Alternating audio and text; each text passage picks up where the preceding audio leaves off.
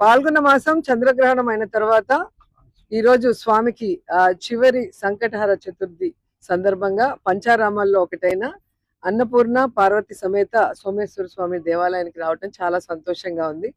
శివుని ఆశీస్సులతో నేను నా కుటుంబ సభ్యులతో పాటు ఈ రాష్ట్రంలో ఉన్న ప్రతి ఒక్కరూ కూడా చల్లగా ఉండాలి, కష్టాలు దూరం అవ్వాలని మనస్ఫూర్తిగా కోరుకుంటున్నాను. అందరికీ అడ్వాన్స్ ఉగాది శుభాకాంక్షలు. ఇప్పుడే కదా చెప్పాను. ఇప్పుడు ఏమంటారు, మన శాసనసభకి రాలేదు అంటారు, శాసన మండలికి వస్తే ఎలా మాట్లాడుతున్నారు, శాసనసభకి వచ్చిన రోజు ఎలా మాట్లాడుతున్నారో మనం చూస్తున్నాం. ఎక్కడా కూడా కూటమి ప్రభుత్వం ప్రజా సమస్యల మీద దృష్టి పెట్టడం లేదు. ప్రజలకి వాళ్ళు ఇచ్చిన వాగ్దానాలు నెరవేర్చాలన్న చిత్తశుద్ధి లేదు.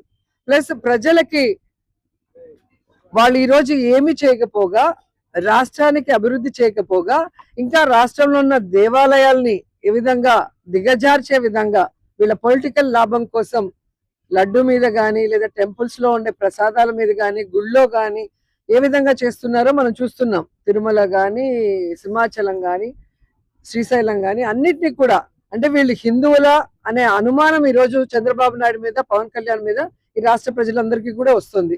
ఎందుకంటే ఒక హిందూ అనేవాడు ఈ విధంగా స్వామివారిని కానీ, స్వామివారి గుడులను కానీ, స్వామివారి ప్రసాదాన్ని కానీ దిగజార్చే విధంగా రాజకీయాల్లోకి లాగరు.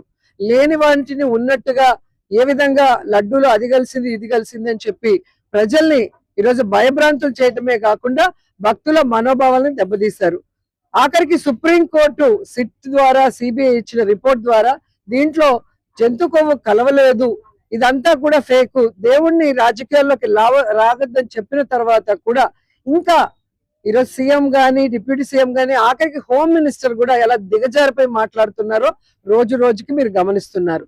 ఇవంతా ఒక ఎత్తు అయితే, ఆఖరికి శాసన మండలిలో ఒక చైర్పర్సన్ ఎవరైతే స్పీకర్ కూర్చున్నారో ఆయన కులం గురించి, ఆయన జాతి గురించి మాట్లాడే దిగజారిపోయే స్థితికి ఈరోజు కూటమి ప్రభుత్వం రావటం చాలా దురదృష్టకరం.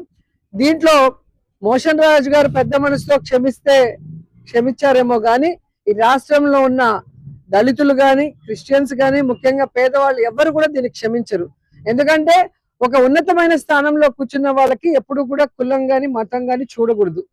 వాళ్ళు ప్రజలకి వాళ్ళు కూర్చున్న స్థానం నుంచి కరెక్ట్ గా వాళ్ళు ఉన్నారా, పని చేస్తున్నారా అన్నది మాత్రమే చూడాలి.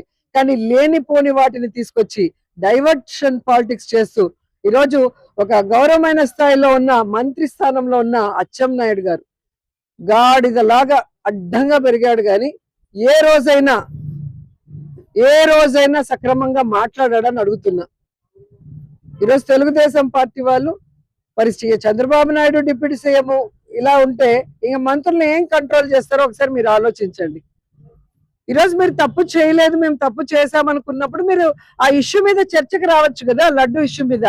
దాన్ని డైవర్ట్ చేయడానికి మళ్ళీ ఈరోజు స్పీకర్ గారి క్యాష్ గురించి ఎందుకు తీసుకొచ్చారని నేను అడుగుతున్నాను. సో ఈరోజు రాష్ట్ర ప్రజలు ఎప్పుడు ఎన్నికలు పెట్టినా ఈ కూటమి ప్రభుత్వానికి చంప పెగలగొట్టడానికి రెడీగా ఉన్నారని ఈ సందర్భంగా తెలియజేసుకుంటున్నా.